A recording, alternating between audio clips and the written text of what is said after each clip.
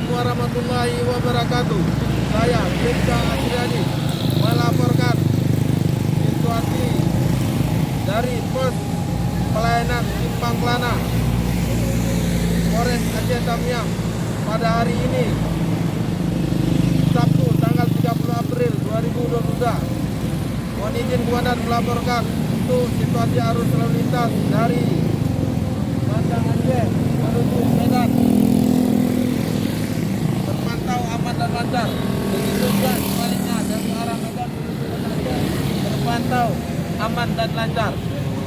Kami mengimbau kepada masyarakat pengguna jalan agar selalu berhati-hati dalam mengemudi kendaraan, dan apabila